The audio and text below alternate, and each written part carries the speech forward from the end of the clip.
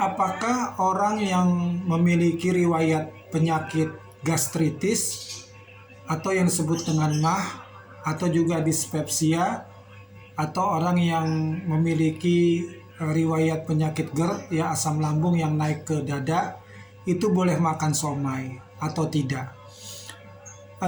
Kalau menurut pribadi saya, pengalaman saya yang memiliki gejala GERD ya, selama ini saya makan somai itu aman-aman aja, ya tidak ada sensasinya.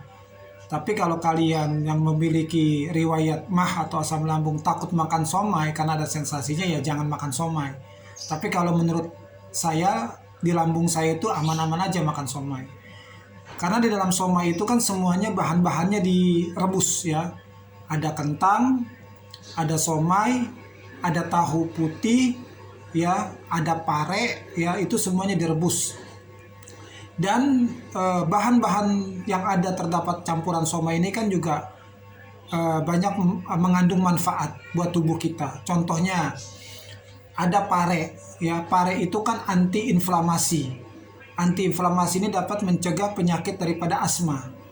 Nah, makanya orang yang memiliki riwayat GERD ya, yang asam lambung yang naik ke dada, yang nafasnya pendek atau ngos-ngosan, mungkin boleh ya konsumsi pare yang ada terdapat dalam bahan-bahan somai. Dan pare juga mengandung magnesium ya, mengatur kadar gula darah supaya tidak ada penumpukan glukosa darah dalam tubuh kita. Kemudian di dalam pare juga terdapat yang namanya vitamin C. Itu antioksidan untuk melindungi tubuh dari radikal bebas yang menyebabkan berbagai penyakit. Kemudian di dalam pare juga terdapat senyawa flavonoid, yaitu meningkatkan kesehatan mata.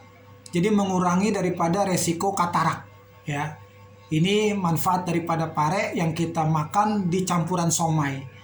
Kemudian juga ada dalam campuran somai itu ada kentang ya. Dan kentang ini mengandung karbohidrat dan protein. Ya, kemudian juga ada tahu putih dalam campuran somai. Nah, tahu putih juga mengandung protein yang lengkap, yaitu 9 asam amino, pengganti daging untuk nutrisi tubuh. Jadi tahu putih itu bagus ya, karena ada protein lengkap 9 asam amino pengganti daging ya untuk nutrisi tubuh. Nah, bagaimana caranya supaya kita makan somai tidak ada sensasi terhadap lambung kita? Ya sudah tentu hindari yang namanya pemakaian saus dalam somai. Ya, karena dalam somai itu kan pasti ada saus. Kemudian hindari yang namanya kol. Dalam campuran somai kan ada kol ya. Nah, kol ini mengandung serat dan rafinosa. Apa itu rafinosa? Yang dapat memproduksi gas di dalam pencernaan kita. Maka ketika mau makan somai ya yang punya asam lambung, jangan pakai kol, jangan pakai saus. Nah, bagaimana dengan bumbu kacang? Sebenarnya kacang-kacangan itu memiliki protein ya. Orang yang memiliki MAH atau asam lambung itu tidak dilarang makan kacang-kacangan. Nah, bumbu kacang yang terdapat dalam campuran somai adalah bumbu kacang dari kacang tanah ya.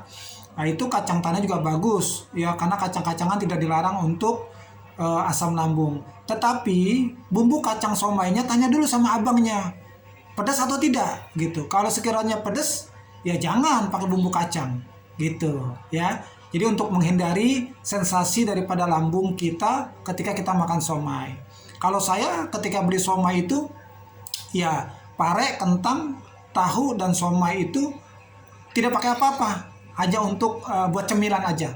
Jadi nggak pakai kecap, nggak pakai saus, nggak pakai bumbu kacang.